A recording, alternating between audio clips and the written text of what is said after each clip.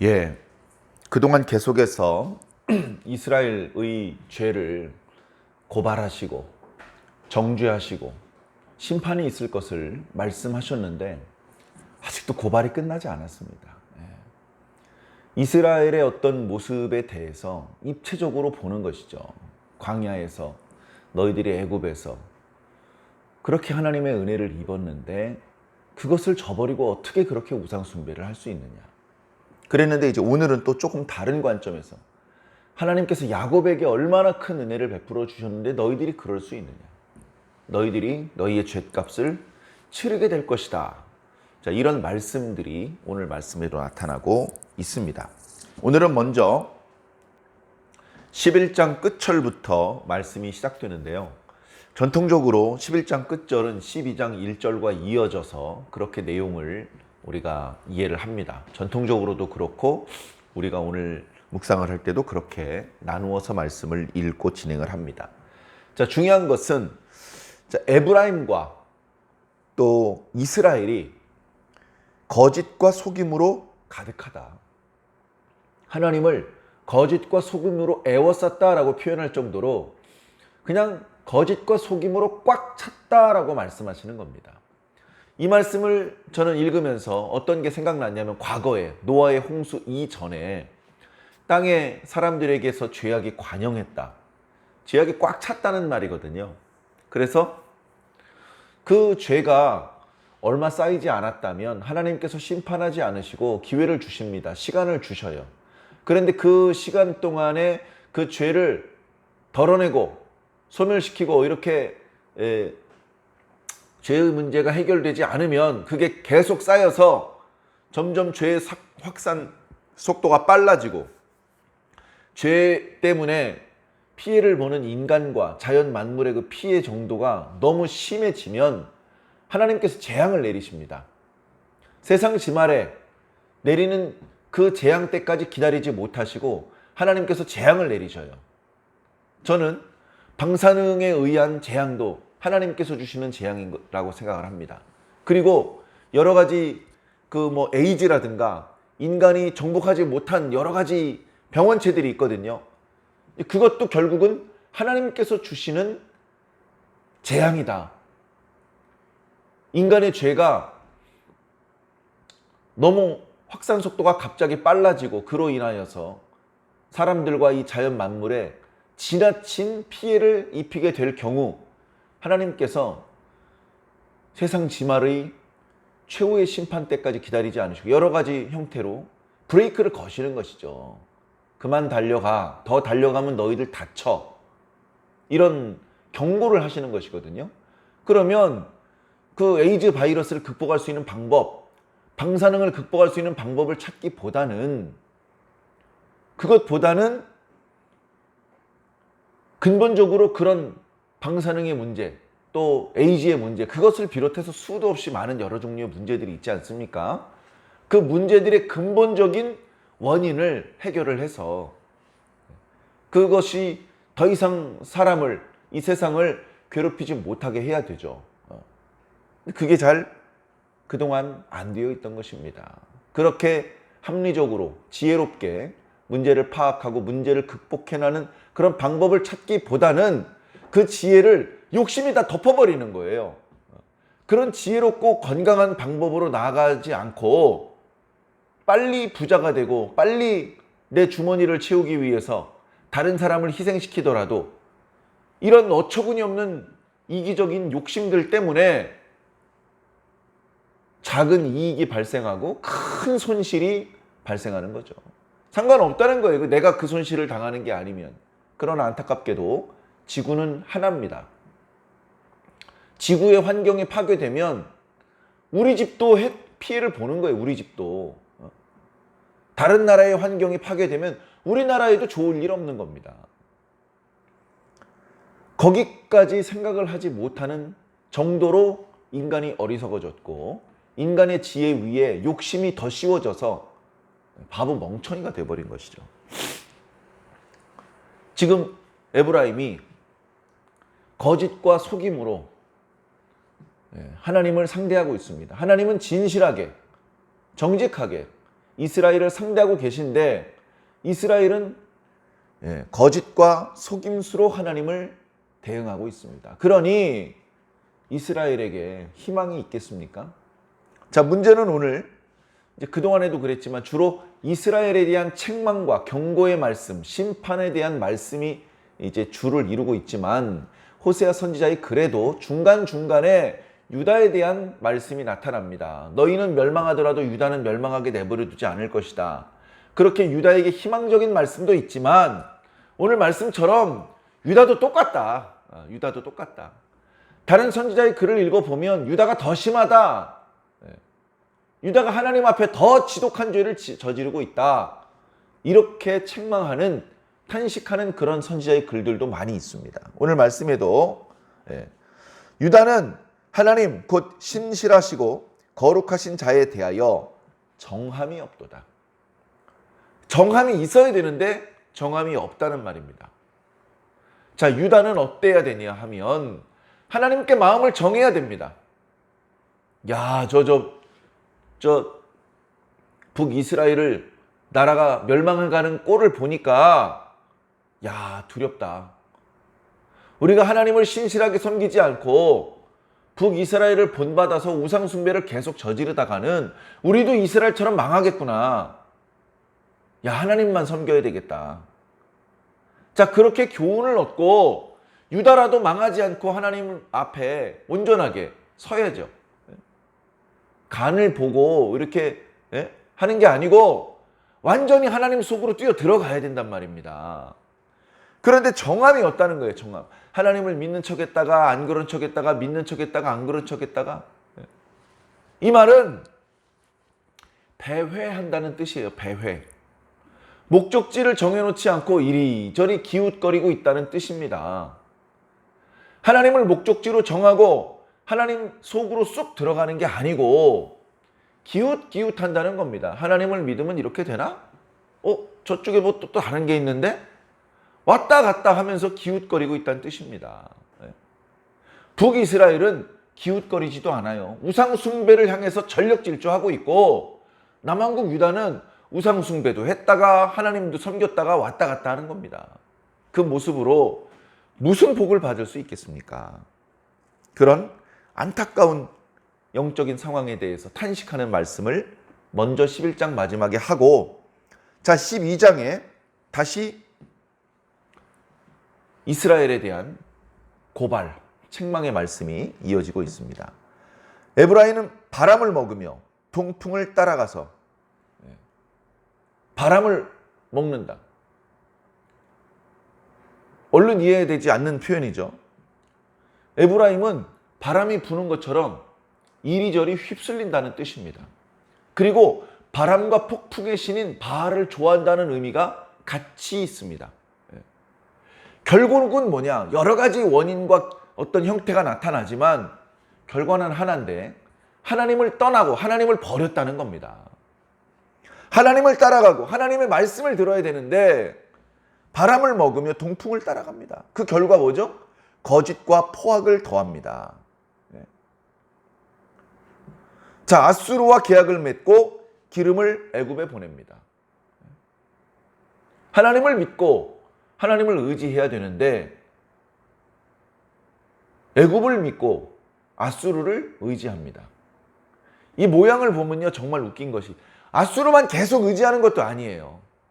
애굽만 계속 의지하는 것도 아니에요. 아수르 의지했다, 애굽 의지했다, 이런 형태로 가기 때문에 아무런 좋은 결과를 맛보지 못하는 것입니다. 물론 애굽을 기웃거리지 않고 아수르만 의지했더라도 결국 패망하는 것은 같은 상황이었을 것입니다. 근데 그들의 영적인 상황을 잘 보여주기라도 하는 듯이 그들은 애굽을 의지했다, 아수르를 의지했다, 왔다리 갔다리를 하고 있었던 것입니다. 그 과정에 하나님의 은총을 입을 찌꺼리는 안 하고 거짓과 포악만이 난무했다라고 말씀하시는 것이죠. 여호와께서 유다와 논쟁하시고 유다를 책망하신다는 말이죠. 그리고 야곱을 그 행실대로 벌하실 것이다. 이제 결과는 뭐냐? 행한 대로 갚아주겠다. 행한 대로. 선을 행했으면 복으로 갚아줄 것이고 악을 행하였으면 저주로 갚아 죽을 것이다. 어때요? 공평하죠? 하나님께서 이렇게 행한 대로 갚아 주신다고 하면 우리 인간은 다 망하는 겁니다. 하나님께서 행한 대로 갚아 주신다고 할 때 아이고 잘 됐네. 아이고 이제 살았다. 그렇게 생각할 수 있는 의인은 이 세상에 없기 때문에 그렇습니다. 누구든지 크든 작든 죄가 있고 그 죄의 값은 너무나 참혹하기 때문에 그 형벌을 견딜 수 있는 인간은 없습니다. 하나님께서 행한 대로 갚아주시겠다고 하면 이제 희망이 사라진 것입니다. 이런 말씀이 선언되기 전에 얼른 무릎 꿇고 말도 안 되는 엄청난 죄를 저질렀지만 큰 죄를 저지르고 작은 선을 행했지만 그 선한 작은 일을 크게 보시라고 우리를 용서해달라고 그렇게 하나님의 자비를 의지해서 하나님께 무릎을 꿇는 수밖에 없는데 끝까지 그렇게 하지 않고 왜 그냥 행한 대로 갚아주세요. 그럼 다 죽는 거죠. 자, 3절에 보니까 야곱은 이라고 말하고 있습니다. 야곱은 유다를 포함해서 이스라엘의 조상이잖아요.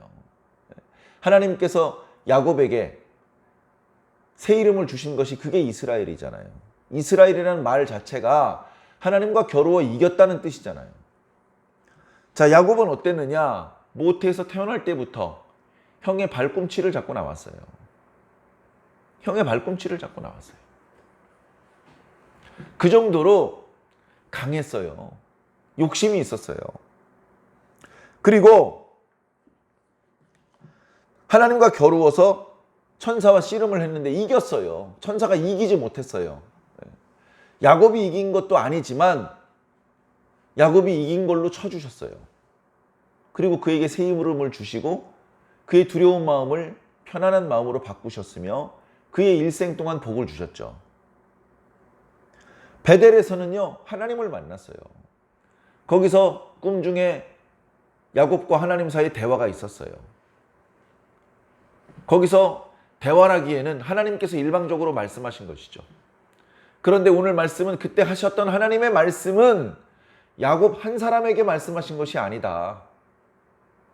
그때까지만 해도 야곱의 몸속에 있었던 이스라엘 전체를 향해서 말씀하신 것이다 라고 그렇게 표현하고 있습니다. 자, 그렇게 하나님께서 야곱을 위대한 모습으로 말씀해 주셨는데 그렇다면 그 야곱의 후예였던 이스라엘도 하나님 앞에 이런 모습을 보여야 되지 않겠느냐.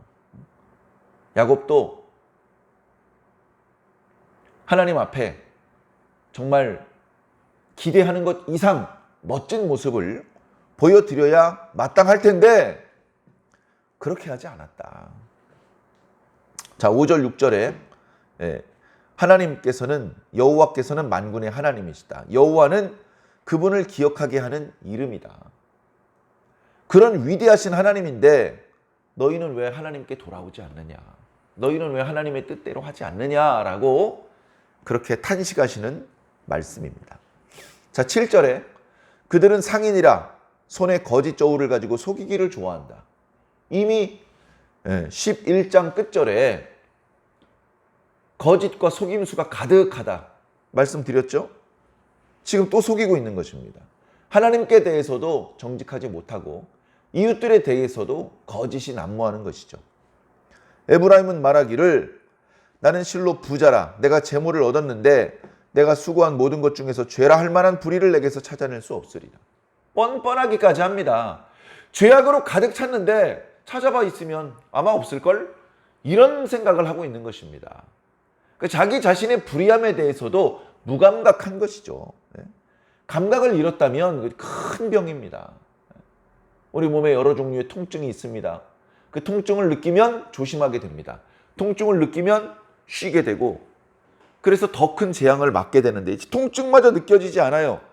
바늘로 찔러도 아프지 않고 뜨거운 걸 손에 대주어도 뜨겁지 않습니다. 그럼 더 큰 사고를 당하지 않겠습니까? 점점 병이 중해지는 것이죠. 네가 애굽 땅에 있을 때부터 나는 네 하나님 여호와라. 내가 너로 다시 장막에 거주하게 하기를 명절날에 하는 것 같게 하리라. 하나님께서 10절에 여러 선지자를 통해서 여러 가지 방법으로 말씀하셨어요. 어떤 땐 비유로 말씀하시고, 어떤 땐 행위위언으로 말씀하시고, 어떨 땐 직설화법으로, 어떨 땐 기적을 일으키는 방법으로, 다양한 방법으로 하나님께서 말씀하셨어요. 당신의 뜻을 드러내 보여주셨어요. 들었습니까? 안 들었다는 것이죠. 길르앗은 불의한 것이냐? 과연 그러하다. 그들은 거짓되도다. 길갈에서는 무리가 숫송아지로 제사를 드리며 그 제단은 바디랑에 쌓인 돌무더기 같도다. 자, 이 제단은 하나님의 뜻대로 세운 제단이 아닙니다. 지금 제사를 드리고 있는 것은 하나님께 제사를 드리는 것도 아닙니다. 하나님께 제사를 드리기 위한 곳도 베델과 단에 만들어 놓았지만 거기에 금송아지가 있었고, 그리고 그 나머지 제단은 하나님이 아니라 이단을 위해서 제단을 쌓은 것입니다. 거기서 양이 아니라, 염소가 아니라 숫송아지를 바친들 하나님께 무슨 이익이 있겠습니까? 이스라엘에게 무슨 이익이 있겠습니까? 오히려 그 행위 때문에 그들은 더 큰 재앙을 당하게 될 뿐입니다. 그들이 정성스럽게 쌓아놓았던 제단을 하나님께서 허물어뜨리실 것입니다. 그래서 밧이랑의 돌무더기처럼 만드실 것입니다.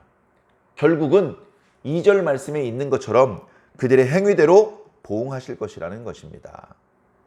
야곱이 과거에 아람, 밧단 아람으로 도망갔었죠. 거기서 삼촌의 집에서 아내를 얻기 위해서, 사람을 얻기 위해서 일을 했습니다. 거기서 20년을 지냈는데요. 처음 7년은 레아를 위해서, 그 다음 7년은 라헬을 위해서 일을 했습니다. 다시 말해서 뼈 빠지게 일을 했지만 아무 보수를 얻지 못했습니다. 그리고 그 이후에 6년 동안 그가 일한 것에 대해서 보상을 받은 것이죠. 그러나 그마저도 여러 가지 방법으로 속이고 빼앗아서 야곱은 얼마 가져가지 못했습니다. 그런데 마지막에는 야곱이 큰 부자가 되어서 아람을 나올 수 있었죠. 그렇게 된 것은 하나님께서 해주신 것입니다. 그 사실은 뭐예요? 그 20년 동안에 자기도 아버지를 속이고 형을 속이는 나쁜 놈이었지만 자기보다 더 지독한 외삼촌 라반에게서 매번 당하는 거예요. 속임을 당하는 겁니다. 다시 말해서 형과 아버지를 속인 죗값을 밧단 아람에서 지독하게 치른 겁니다. 뼈 빠지게 고생을 하는 겁니다. 아, 속으면 이런 심정이구나. 우리 형이 이런 심정이었겠구나. 우리 아버지가 이런 배신감을 느꼈겠구나. 외삼촌이라고 믿고 있었는데 더 지독해. 자기의 죗값을 다 치렀어요. 야곱도. 자신의 어떤 아버지와 형을 속였던 그 잘못에 대한 값을 다 당했단 말이죠. 그것과 마찬가지로 지금 이스라엘도 하나님을 향하여 거짓과 속임이 가득하니 너희들도 그 죗값을 다 치르게 될 것이다 라고 말씀하고 있는 것입니다. 과거에 하나님께서는 선지자를 통해서 이스라엘을 애굽에서 이끄셨고 보호하셨습니다. 우리가 잘 아는 모세죠. 그리고 모세처럼 어떤 특별한 상황이 아니더라도 하나님께서는 항상 선지자를 통해서 이스라엘을 지키셨어요. 또 기적을 일어나는 방법으로 지키신 것뿐 아니라 선지자를 통해서 경고의 말씀을 발하게 하시고 그 말씀을 듣고 뉘우쳐서 그래서 재앙이 복이 되게 만드셨죠.